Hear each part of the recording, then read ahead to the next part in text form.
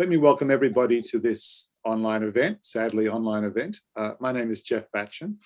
I am the Professor of History of Art here at Oxford, and my role is to moderate the event, introduce Nicola, moderate the event, and if necessary, prod her with difficult questions if nobody else has any.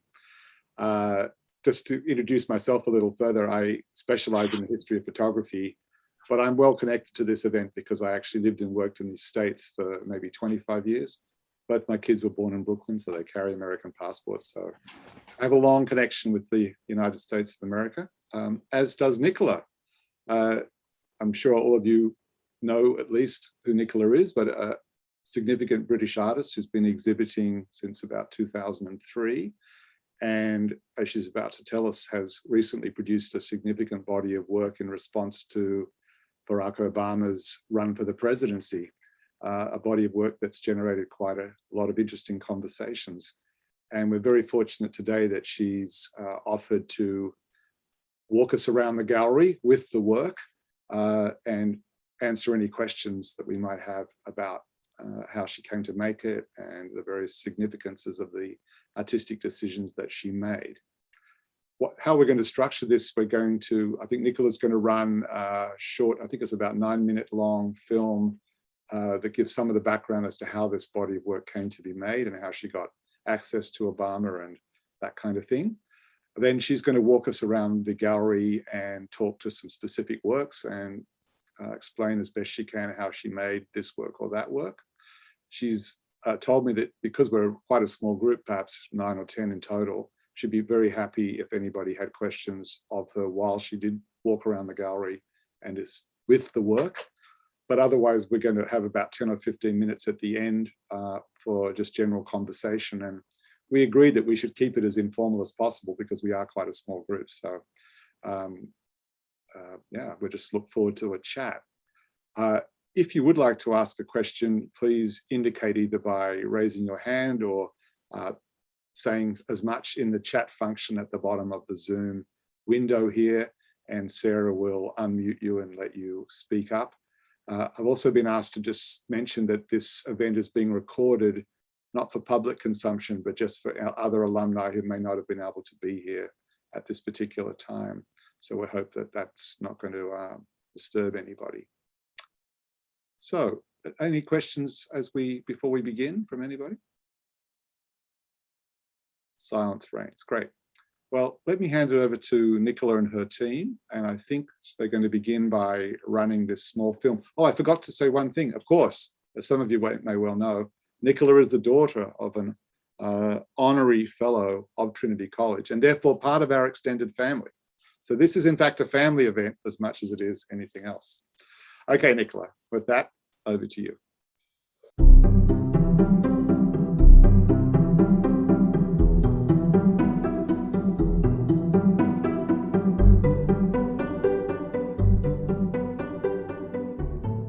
So we're in my studio here in North London, where I live and work. I'm a visual artist and see myself as a social historian too. Most of my work and much of my time is spent thinking about our perceptions of identity and power. I explore universal themes predominantly about race, spirituality, religion, gender, and leadership. And throughout my career, I've been really privileged to make portraits of iconic figures and historical events. I can still vividly remember back in 2005, my husband, David Lammy, who's a black politician here in the UK, coming back after a trip to the US. He was so excited because his friend that he'd spent the weekend with, Barack Obama, was thinking about running for president of the United States. I was pregnant with our first child, a boy, and I was already really thinking deeply about how the world would be different to him, how he would experience the world so differently from me, just by virtue of his skin colour. I felt this absolutely powerful need to witness what could be the first African American president, improbable as it seemed, on a journey to becoming the most visible, most powerful man on the planet. I had a phone call with Obama where I asked him if I could follow the campaign to make a portrait of him. He said yes, but neither of us had any idea what that would actually entail. In practice, getting access onto the campaign was incredibly hard and difficult to achieve and super complex. What ended up happening is I'd get 24 hours notice and I'd have to jump on a plane and go to some part of America I'd never been to in my life before, leave my tiny children at home and make my way to an event where I had no idea if they'd actually let me in. I made 7 trips in the 6 months prior to Obama's election. I was at the Democratic National Convention when Obama officially accepted his nomination. I was in New Hampshire on the campaign trail. I was in Philadelphia just 3 weeks before the election. And I was in Chicago on election night. I went to press conferences and I was at inauguration in Washington. I was there behind the scenes, taking photographs, making sketches, and having conversations with Obama, with press, with staff, and also with the citizens of America. As an artist, I was really aware that I was able to access the campaign in a totally unique way. I wasn't on the press racks. I was at the front and in the action, so I had this extraordinary access and freedom. Most importantly, I wasn't just watching Obama, I usually had access to his viewpoint and what he saw. I also wasn't under any pressure to get the perfect shot or think about a photograph that would be on the front page of a magazine the next day. I didn't have to answer to anybody. I was just there to witness these events as an artist, as a mother, as an outsider not actually voting, and to document it for the future without having to think about the next day's news. I understood that it was this that made my witness different to most other people who were there. As well as taking photos with my tiny instant camera, I would draw and draw and draw everything, making these hasty sketches onto acetate sheets with marker pens to capture the energy of the moment. It took me over 2 years in an almost monastic silence to produce the final imagery. I told no one I was making these trips or making this work, so I could concentrate on the legacy of the events and the legacy of the work itself. I had this huge archive of sketches and photographs and magazines and campaign paraphernalia that I'd collected, and I spent months and months poring over all these images and objects to begin to find what the essential signs and messages were. I think I was impressed from the beginning with the fact that Nicola was already clearly editing and already beginning to have an idea, and in particular about hand gestures. And the fact that if she was going to have hands stretched out or hands in fist-like formation, each of those would have different connotations, and some of which would be political and highly charged, and some of which would be religious and still highly charged.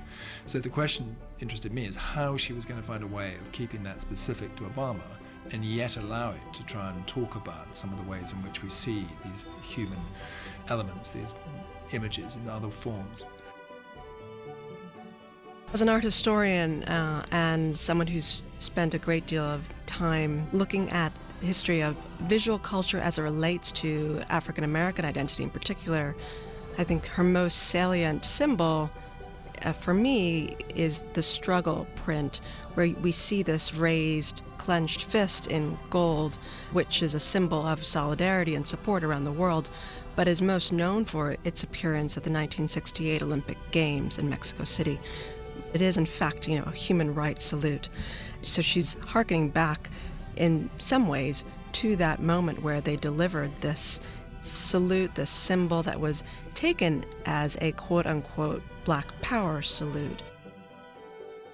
After countless hours researching the themes in the story, I began the process of actually making the work at the London Printworks Trust in Brixton, which is this amazing space in London, which was normally used for hand printing textiles. And they had these incredibly long tables. It meant I could make the work on a really large scale to reflect the monumental themes contained in the story.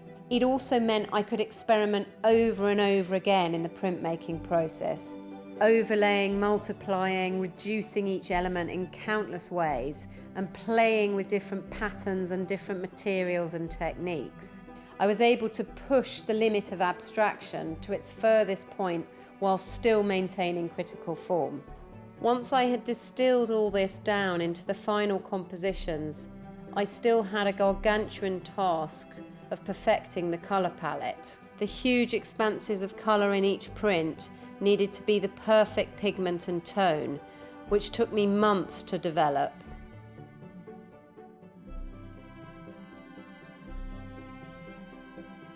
Each of the 7 prints is a recording of a different day, a different event on the campaign, as well as a unique moment of the journey and this massive story.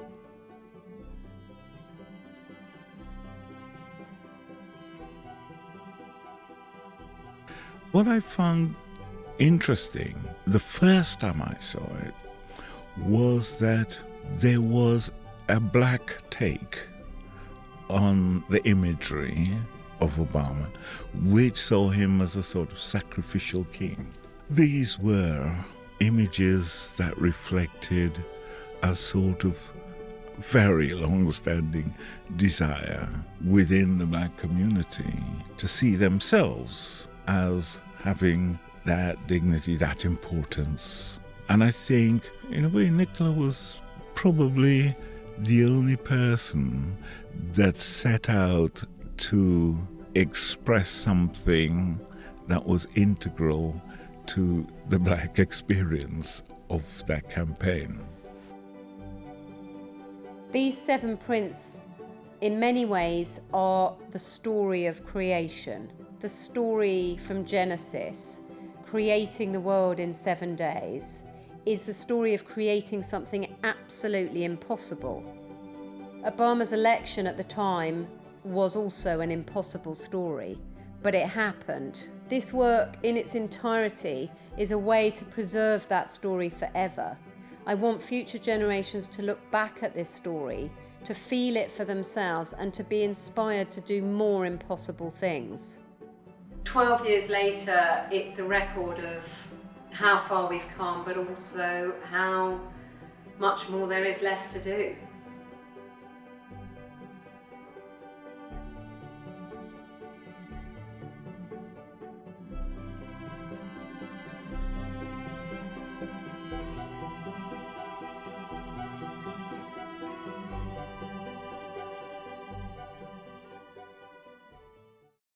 Welcome to the gallery here, where I'm going to give you a tour of the work.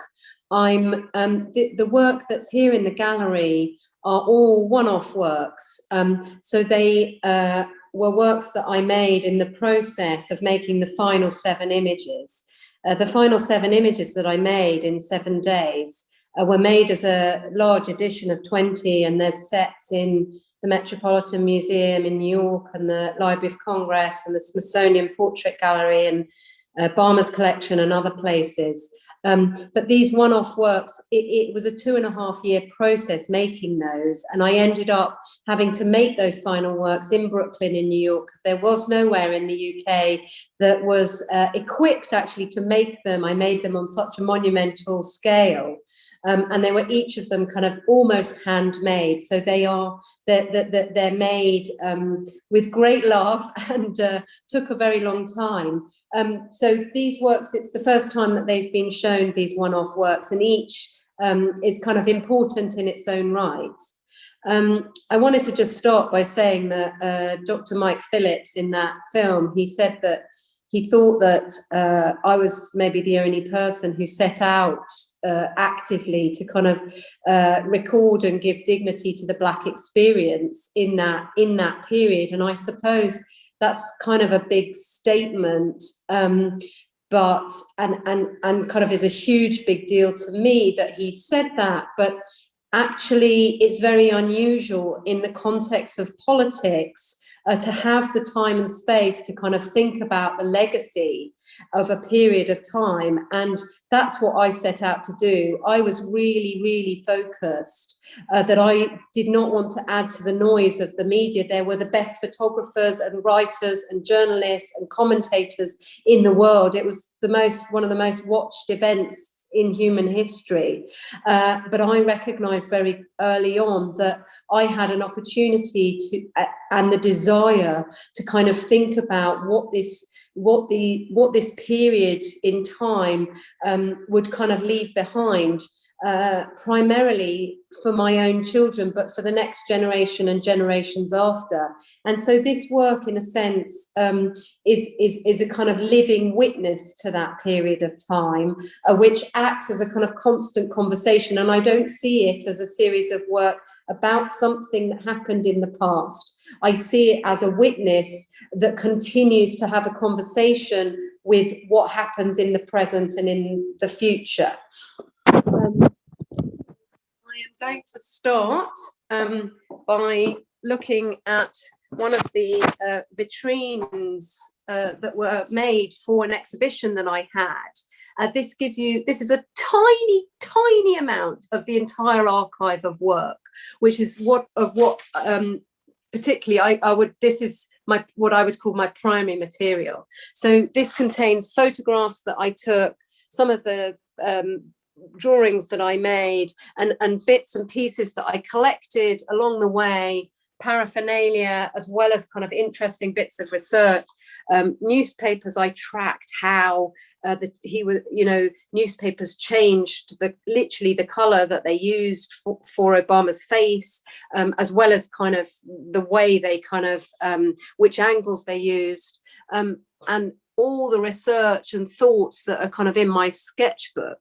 I used an tiny camera, an instant kind of disposable camera, because I didn't want to be caught up kind of competing in any way with the media photographers. I was never on the press rack. I was kind of next to Obama, and I wanted to I used my camera really as a sort of sketchbook and almost as a way to take notes. I never wanted to have to think about capturing some final perfect image. And the sketches that I made, I began with small white sketchbooks and realized quickly that my sketches therefore meant that everybody in them was white. And so I quickly binned my sketchbooks and started taking out with me sheets of kind of mylar perspex, clear perspex. And I made these quick drawings with marker pen, and I took out all different color pages. This is a sheet of gold leaf. So that as I was making these drawings and these sketches, I would kind of put them on different colors, and I was already thinking about how I was going to kind of record this story in a way that, actually literally from the pages, everybody wasn't white. And you can see here, this is a sort of small early work, how those marker pen drawings on different colors that I was really just my sketches kind of ended up becoming part of the final works. You can also see in this, I'm going to just point out a few. There's Jesse Jackson, who was just behind me on election night. This is a photograph I took the day after inauguration, when Obama first became president in January 2009. And I went to the National Portrait Gallery in Washington, and I went around the entire gallery with my camera. And this was the only portrait at the time of an African American. It's a poet called Dunbar that was on show. And later I spoke to some of the curators who said that there was another gallery, but it was closed at that time, which kind of says everything. That at the moment of the first African-American president, their National Portrait Museum had only one portrait of an African-American. So it was a huge big deal for me 9 years later when they acquired a complete set of my work.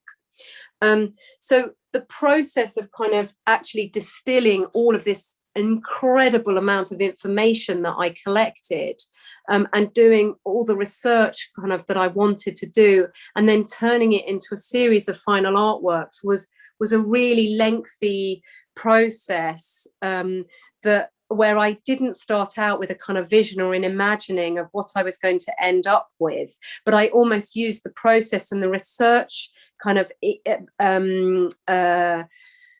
itself to almost dictate how I would make the work. And I eventually went to a textile silkscreen printers, as I showed in the film, to kind of almost put all where they were huge, these silkscreen prints, and I would put tons and tons of photographs and drawings and newspaper articles and all sorts of bits and pieces on these silkscreens. And it was almost that process that allowed me to kind of distill the images and start finding the kind of symbols and signs and story, if you like, that kind of were the most meaningful. And the ones that I ended up with, each one of them kind of relates to a whole history of kind of universal symbols, if you like.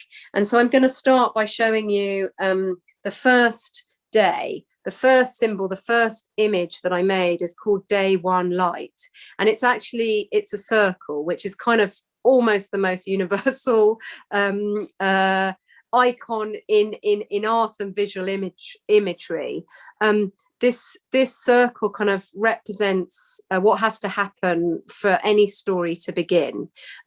It's like a clock, it's the timing of this moment, but the 7 hands kind of represent the 7 seas and the willingness for this moment to happen, kind of in a narrative sense. In a literal sense, this came from the first trip that I made, which was to the Democratic National Convention in Denver, where there were 70,000 people in an open air stadium. And it was by coincidence the 45th anniversary of Martin Luther King's I Have a Dream speech.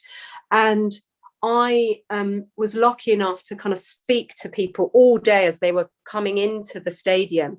And there were many older African-American women, particularly, who had traveled to Denver because they had traveled 45 years before to Washington to listen to Martin Luther King. And it was then that I kind of really started to understand that what I wanted to make was actually a series of work that kind of questioned literally the arc of time and how we see and understand progress and change. Because hearing them talk about that 45-year period put it in a completely different perspective for me, because we tend to see everything through the lens of the present and the moment and our kind of understanding of what has happened in the recent past and what we hope to happen. And actually listening to them, it made 45 years feel kind of like a short amount of time, almost not a long amount of time.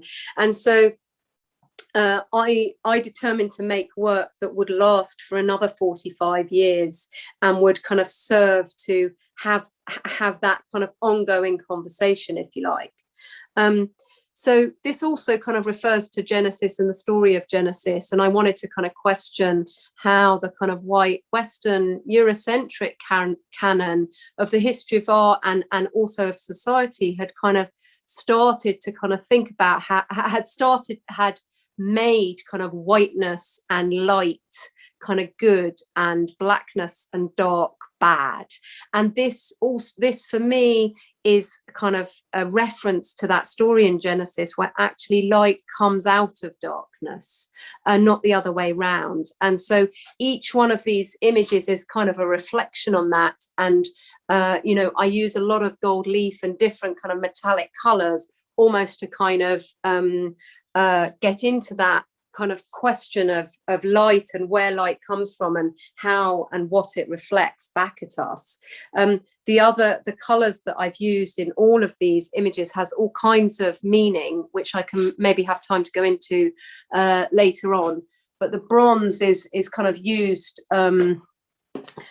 very much in America in particular for sculptures, and it has a kind of a huge value through history. This is day one made with a white Palladian gold, and this image literally kind of reflects and moves and changes from light to dark.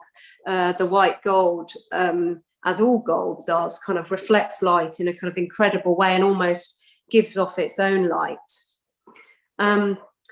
So I'm now going to move to day 2.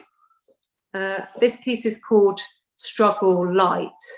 And this, in a narrative sense, if day 1 is what has to happen for the story to begin, this is what's gone before. So this is an image of the history, if you like, of struggle, and specifically the history of kind of racial justice. And it refers back to Mandela's Amandla and Martin Luther King and the 1968 Olympics. But actually this symbol has been used by the women's movement, the feminist movement, Stonewall, by all kinds of different revolutionary movements across the world and across time. But it is most sort of famously associated with the Black Power kind of movement and image. And I wanted to make this with the most expensive gold I could find. So I have hand kind of painted on the thickest 24-karat gold I could get my hands on, which came from Italy, which I imported from Italy. And I had done previously a whole series of work for the International Slavery Museum in Liverpool, where I had used expensive gold in big kind of almost like church-like triptychs to kind of question and think about how we value skin color in art and the history of that. And actually, of course, the Renaissance artists used gold in a most incredibly powerful way, where they were kind of telling a story, but because a lot of that work was commissioned by the church, by the church in the Vatican, it was telling a story actually of the Holy Family often, but everybody in the Renaissance, in those artworks, became white. And of course, you know, the Holy Family were actually Middle Eastern, but that whiteness has kind of pervaded almost the history of art and the kind of imagery of the Holy Family, of God, of Christ, of Mary, across the world, to the point where it's almost considered a rebellious act to depict them in any other way. And so I was wanting to kind of make a work that was actually kind of almost about the value of my own children of black and brown skin color, by making this work kind of the symbolism as well as the literal value. So I made this drawing of Obama's hand in this fist. He very, very consciously never did this, but I managed to make some drawings and take photos in New Hampshire on one of the rallies of him doing this. And so this drawing is kind of from that moment. I never did anything with the actual photos, but this drawing is kind of what remains. So that too, this image too, is kind of, the gold actually gives it a kind of physical and sculptural form, which kind of plays across plays with the picture plane, so that actually when people look at it, they often ask me if it's an actual sculpture, it almost doesn't appear to be a two-dimensional artwork.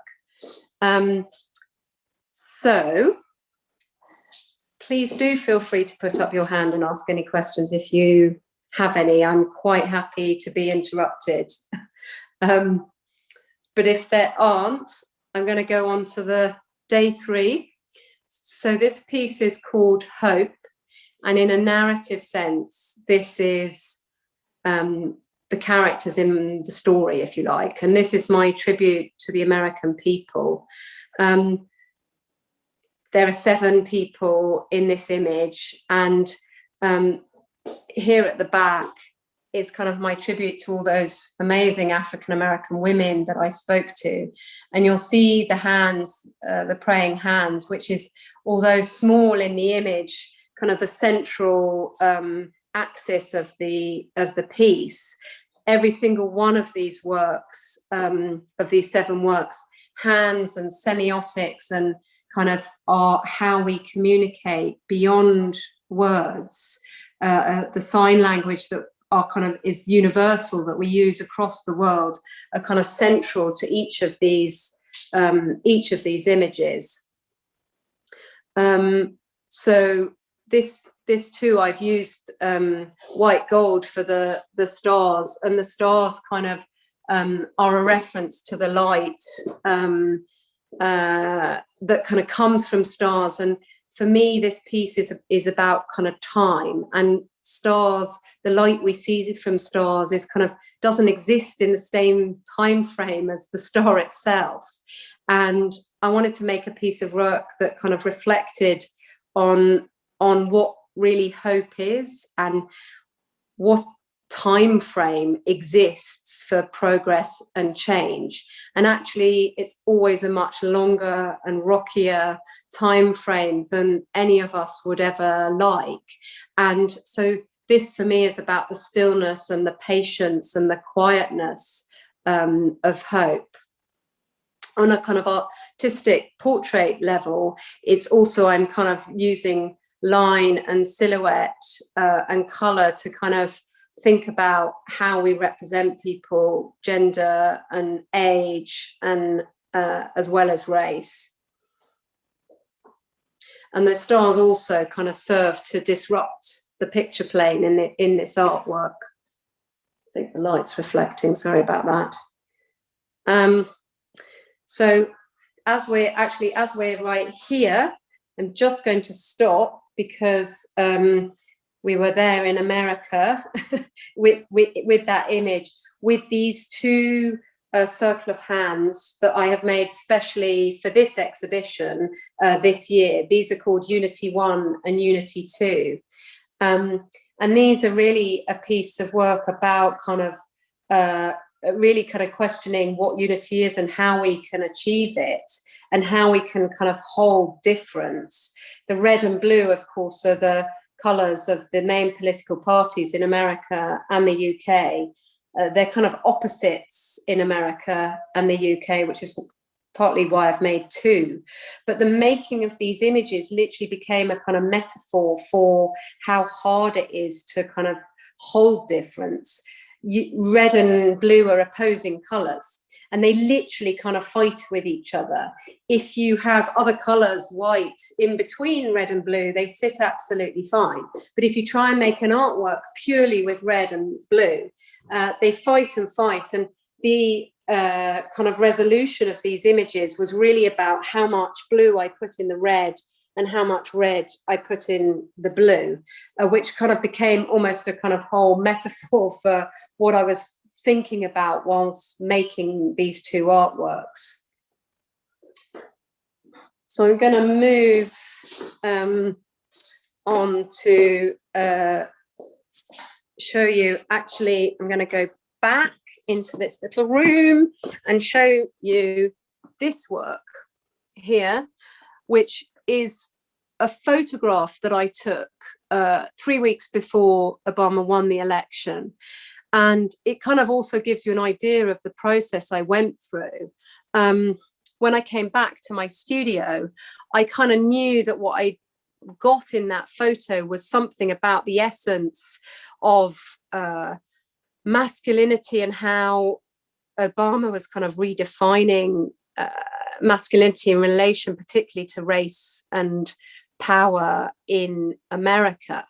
And so I came back and collaged in an image of John Wayne, who almost became in the Hollywood Western, the kind of icon of kind of white American masculinity, if you like. And I knew in this image that in those hands and in that stance, I'd kind of found a kind of counterpoint almost to that image.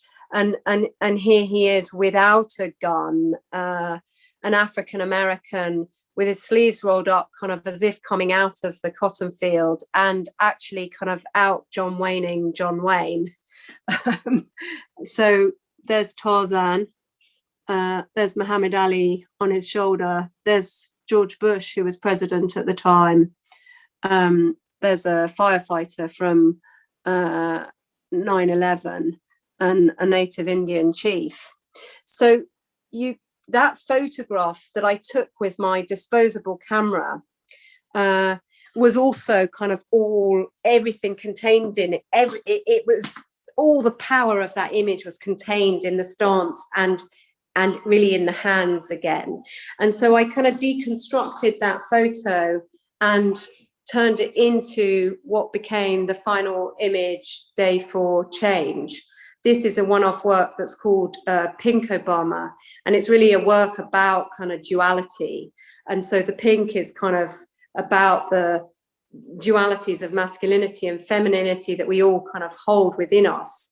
But this piece is about his kind of particular journey of duality that we actually all hold as in humanity, where we're kind of holding darkness and light, if you like, and black and white.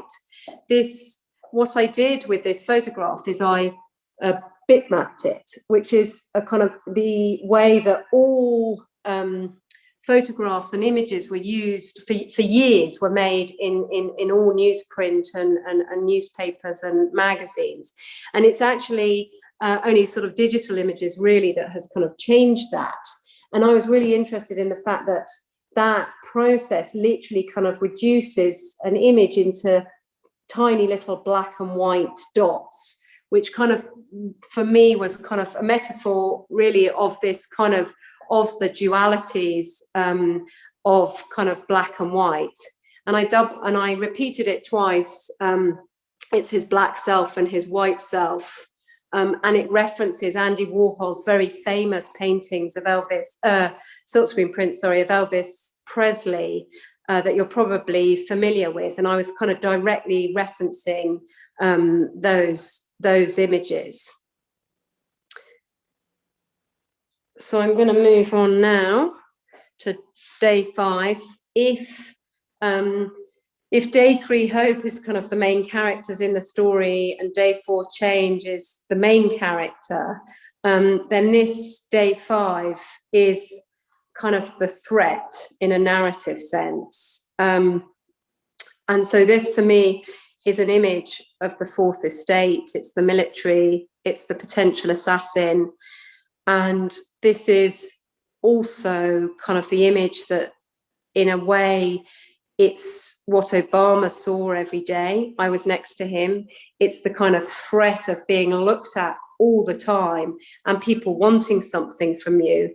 But as you look at all these images, it's turning the camera back on us, the viewer, and kind of reflecting on our part in this story and what kind of we want from this story. Because this, for me, is really a story about us all. It's not Obama is only, his face is only in one of the images of the 7, because he really was a sort of symbol, not it's not all about him, if you like, and that's probably why he loves the work so much. But so this image, I've also bitmapped the camera itself and put white gold stars also again on this image, kind of referencing the light but also referencing the darkness. It's kind of almost like a barbed wire or a fence, as well as being kind of the lights in the sky. And I made this with a kind of special kind of aluminium paint, which kind of moves in and out, so that the figure almost moves in and out of sight almost.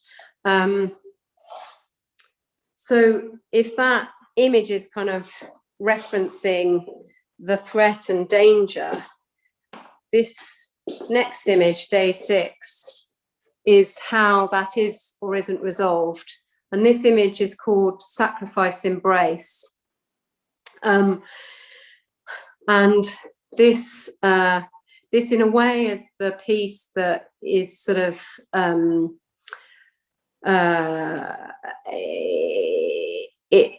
it's the piece that kind of brings out most emotions, certainly in the Black community, and actually for me, when I finally showed Obama the work, I didn't show it to him until the last week of his 8-year presidency on purpose. And when he saw this image, he got incredibly emotional. It's called Sacrifice Embrace. And the director of the portrait gallery actually said to me, he thinks it's probably as far as it's possible to reduce an image and it still be recognizably somebody. And really, this is a piece that's kind of about the tension that we all have when we achieve anything. The tension of sacrifice and kind of embracing that moment. In a literal sense, it kind of came out of election night, where I was with him on election night, and straight after giving that speech, the kind of sense of tension and heaviness while everybody else was celebrating was so enormous. I kind of felt overwhelmed by it on his behalf. And so I made this piece of work, but of course it too references the crucifix and all kinds of images through history and across the world.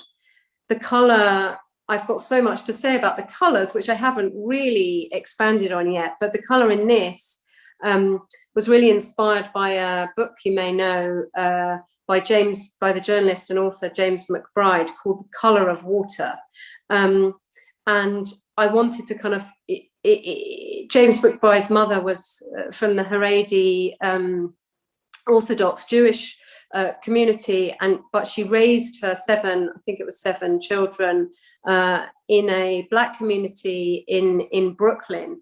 And whenever her mixed heritage children asked her what color they were, she would say the color of water, which was really kind of her way of kind of beginning a long conversation that she had with her children about where they stood in relation to their skin color and race, and how the world reflects back how, you know, they felt. The color of water is not actually blue, it's the color of the sky. The water reflects what's around it, and there's a kind of tension there about how, as human beings, we've kind of constructed a world where we see Black and brown people differently to white people. And so this color was kind of, I wanted to kind of surround this image with a blue that would kind of reflect its surroundings. And you can see how it does that here in the gallery. I might add that when Obama actually saw this piece, he got very emotional, and he said something to me that no one else had ever, in the 8 years that I'd been talking and showing this work, had ever said. He looked at it and he said, "I'm drowning," which I thought I understood every aspect of this artwork, having spent 2.5 years making it, but that had never ever occurred to me. And well,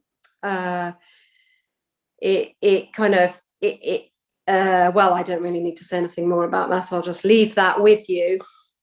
So I'm gonna, so that there's time for some questions, I'm gonna finish here with the final image, day 7 piece. This originally was called Grace, and in a narrative sense, if sacrifice embrace is how the threat is or isn't resolved, if you like, this is the kind of final image in the series of 7, and I guess it's an image about how we go forward, and it references so many outstretched hands through the history of art that have been kind of used to symbolize kind of reaching out to other people and reaching across the world and reaching across time. This image kind of references, sort of reverts almost back to day 1 light, to the circle of hands.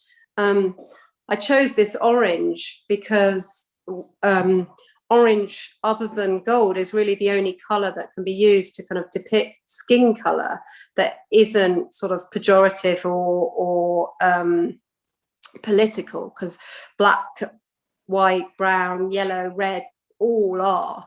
And so, and orange is really, this for me is an image of kind of inclusivity. And orange has all kinds of spiritual connotations. And I spent weeks and months mixing this exact orange to kind of almost find the vibration that I was kind of seeking. This is a one-off piece that I've surrounded with a kind of champagne gold, again, to kind of disrupt the picture plane. And it kind of moves. I've actually used the gold within the fillet of the frame, and it kind of, it turns it almost into a sculptural form. So, I've got so much more I could say, but I thought maybe at this point, I might see if any of you had any questions you'd like to ask.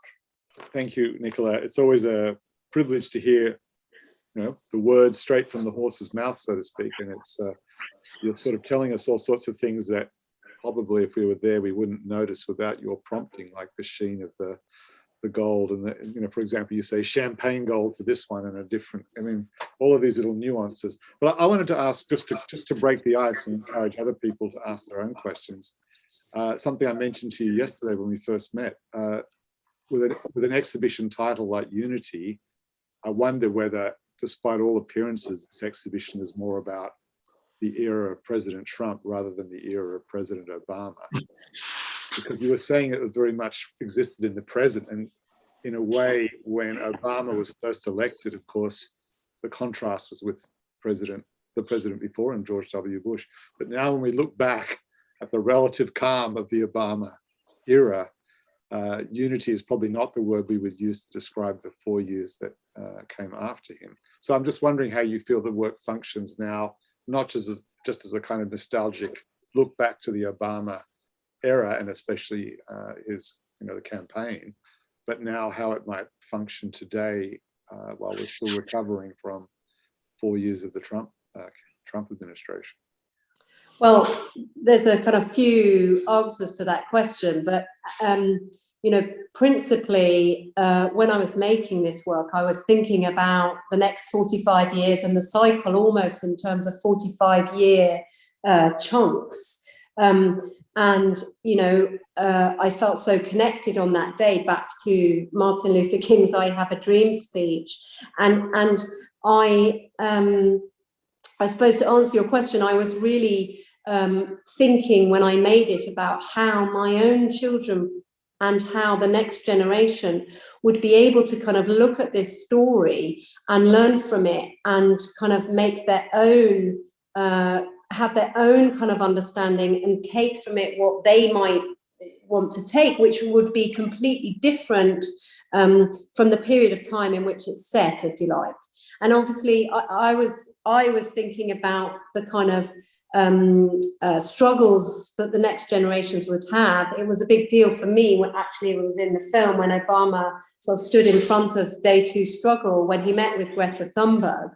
But I think in terms of kind of the politics and progress and change, you know, when I was making this work, I made the kind of cycle almost, it's a cycle of kind of forwards and back. And, you know, to get to the mountaintop, you know, there are a lot of valleys. And I suppose those African-American women that I spoke of, they talked of those valleys right back on that day when Obama got the nomination, long before he even became president.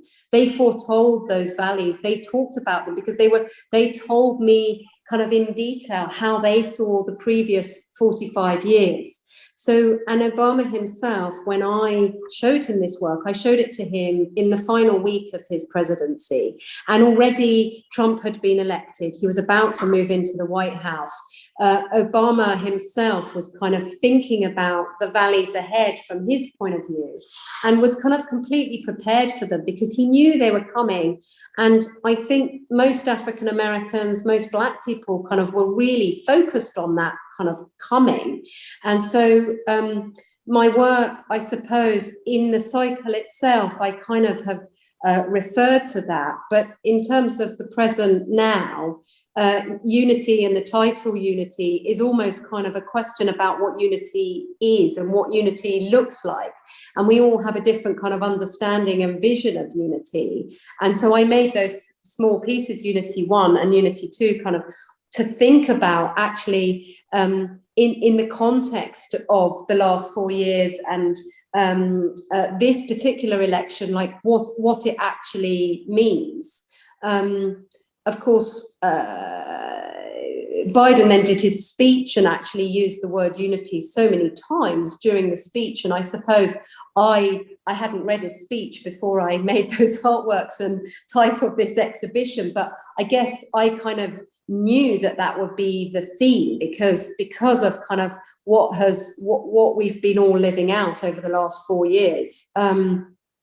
But it's, you know, I see the work that I made as serving a kind of ongoing conversation, if you like, and I imagine that people will kind of re-see different things in the work that I made, and certainly I do myself. This piece behind me this year has kind of I've learned whole new kind of realms actually about kind of the imagery and the kind of iconography of white male masculine sort of imagery, if you like, and so I've kind of unraveled in my own work whole new meanings just on my own journey. So I hope that answers your question. Answers and opens up several thousand others, but let me just see other people present who would like to ask Nicola a question while we have this opportunity. Nicola, I have a question. It's Evan. I was going to say in the U.S., especially recently, some of Obama's policies and achievements haven't, let's say, aged well, especially as more left-leaning Democrats wish that he had gone a lot farther during his presidency on many policies, not the least of which this week is climate change. And I'm wondering that this exhibit seems obviously very positive for the Obama administration, but I wonder if you feel like this portrait of his presidency also perhaps hasn't aged well and doesn't really highlight the pitfalls of police brutality that occurred actually during his presidency and really gave birth to the Black Lives Matters movement, or other aspects that you wish you'd covered in a different manner that you could portray now as more balanced in terms of the current political environment. Yeah, well, thank you, Evan. So I was very focused that this wasn't a series of work about his presidency.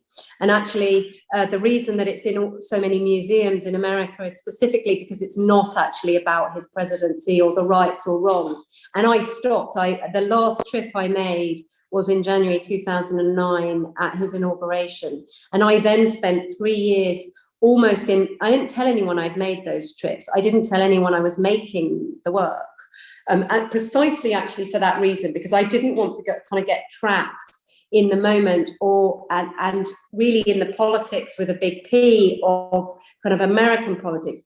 And one of the things that I kind of realized is that one of the kind of central aspects of the work, if you like, is that I'm not American, so I wasn't invested in the political process. I wasn't a voter. It wouldn't affect me, and I really kind of removed myself after January 2009 from his presidency. And all of what you've spoken of course, is kind of present when people look at this work, and they will see different things depending on their viewpoint. But I did not kind of, I purposefully didn't kind of get into any of that. And it's actually the reason that I did not even show Obama the work in any shape or form until the last few days that he was, just as he was about to leave the Oval Office, because I didn't even want him to kind of see this work through the lens of his presidency.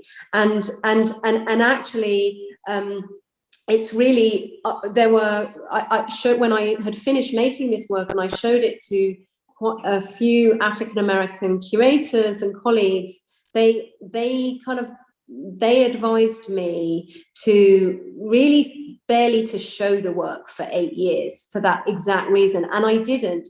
Aside from it going into all of those museums, I had no commercial shows of this work. I've been quite controlling about how the work has gone out into the world, who it's been sold to, for exactly that reason, because I wanted it to kind of retain an integrity that could still be kind of viewed. If this photograph that I took, if I'd syndicated it on that day, 3 weeks before he became president, it would have become exactly what you're just describing. It would have become an aged image that was kind of about all the things that he didn't achieve, about the hope that was kind of dashed, if you like. And so yes, there's kind of, there's all kinds of kind of disappointments contained in any political story. That is kind of completely inevitable. But I was really focused on kind of what was the impact of this story beyond politics around the world? What was the impact of this story going to be on my own children? My boys, when I was pregnant with my boys, I was a white woman who had never had to think about the fact that there might be jobs I couldn't do. I became pregnant with my children and realized there were virtually no role models for my boys outside of popular culture. They didn't exist. So when my husband came back from America and told me when I was pregnant with my first child that this man was thinking of running for president, just even him thinking about doing it was kind of what I wanted to witness and record for my children. So it was kind of almost, it was before and beyond the politics, if you like, my intention for this work and how I see this work and how I sort of see its legacy. I've got a less profound question or whatever, Nicola. But you said that the actual works, the 7 days ones that are in the galleries and stuff, are on a lot larger scale. I mean, these ones look sort of a reasonably large scale. I can't kind of imagine what size you mean for the size in the. Actually, this piece here, this Pink Obama, this is the scale of the final pieces. This piece here is a bit smaller. So there are 2 pieces here that are the exact same scale. This one and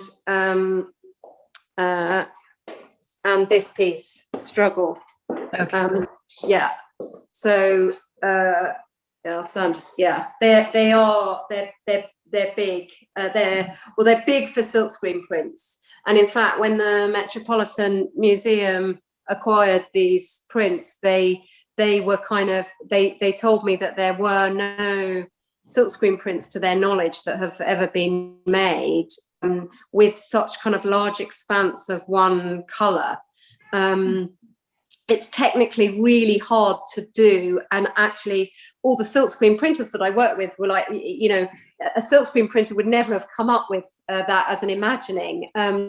Rauschenberg and other artists, American artists who've done large scale silkscreen prints, they have lots of different bits of paint and color, if you like. They would never use one solid color, because you end up kind of getting holes in it and it can look thin and two-dimensional.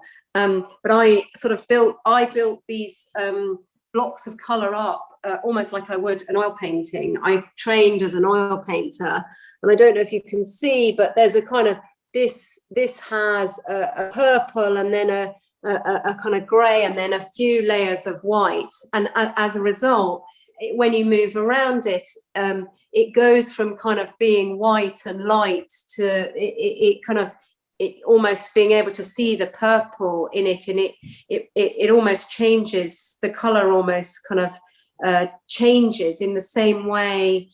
There's a sort of depth to the color.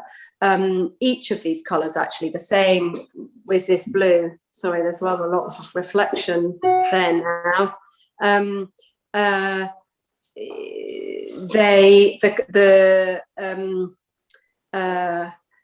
Yes, so the colours kind of almost beam out in the way that when I would make an oil painting on panel, I was trying to achieve the same effect. Thanks. Yeah. So you've had to do every single bit of every single one. I mean, that's what you'd normally do as an artist anyway. But well, it is, except that with the silkscreen kind of original etchings and silkscreen prints originally were made as multiples, and actually they were made to kind of almost disseminate. So one of the reasons I did it was because it kind of referenced that idea of kind of sending messages out to the world and across time. But originally they were used to, if there was a one-off painting, to kind of make multiple, if you like a reproduction of something else. I almost ended up doing the opposite, where all my paintings and the one-off works kind of led up to these editioned silkscreen prints. But in practice, the silkscreen prints were so time-consuming and handmade and difficult to make that they probably would have been quicker and simpler if I'd actually made them as paintings. So they don't exist in the way that many kind of quickly made silkscreen prints might exist. And actually, Jeffrey, who's an expert in photography, might sort of I had a conversation with him yesterday about how the sort of function of the photography in the silkscreen print, which is also kind of interesting, because until I made this work, my photography had always been almost a hidden part of my practice. It was almost like my sketchbook. It was really important and central to it, but none of it ever made its way to my final works. And this was the first time that I got to kind of combine my drawing and painting and photography and academic research. All of that kind of made its way into the final artworks. John. I just want to say thank you very much, because that was fantastic. I actually have to run now. I have something else on, but I really wanted to say that was a wonderful understanding of the work, and it was a joy to see. Thank you very much. Thank you for coming. That's very kind of you. Thank you. Anybody else have any questions for Nicola while we have her trapped in the gallery? I'd just like to echo the last comment there. This was a really eye-opening and makes me, I'm a historian, that makes me look at things in a different light. And thank you so much. Yeah, it's always interesting to see how artists do history, Nick, different to what we academics do, and yeah, how they distill things down to a few salient signs. It's quite an interesting process to watch. Well, thank you for saying that, Nick, because coming from a historian, I see myself as a social historian just as much as an artist. So that's that means a lot to me that for you to have said that. So thank you. Yeah, you're welcome. Thank you. Are there any other questions for Nicola? Or should we let the poor woman go? I should just mention, for those of you that can be in Oxford, that she, of course, is speaking in Zuleika Gallery in Woodstock, not far from Oxford. So the works are accessible in the flesh if anybody would like to visit. And I'd also encourage you to check out Nicola's own website, where this body of work and many others are extensively documented, wouldn't you say, Nicola? There are many hours of fun and games to be had on that website if you want to immerse yourself in the world of Nicola Green. Well, if there's no other questions, let me just, on behalf of everybody listening, thank Nicola for her time, thank her gallery for making the space available, thank her team for helping with the technical background, thank Sarah at Trinity for controlling the Zoom, and I guess thanks Sue for gathering the audience. I'm not sure. Sorry, thank everybody. Limited audience, and there were no messages, and there were lots of acceptances. So I apologise for that. Right, we're feeling all the more exclusive for the. Yeah, absolutely. But, thank you, of course, to Nicola. Fantastic talk, and as Nick said, we're all looking at the work through new eyes as a result of it. And it is a reminder of this period that already we're 4 and a bit years past, kind of does bring back that moment when Obama was elected and all of the emotions that went through the whole country at the time. So thank you for that Thank experience. you. All right. So long. Thanks, everyone. Thanks. Thank you. Thank you, everybody. All right. Wonderful to see you all. Thanks so much.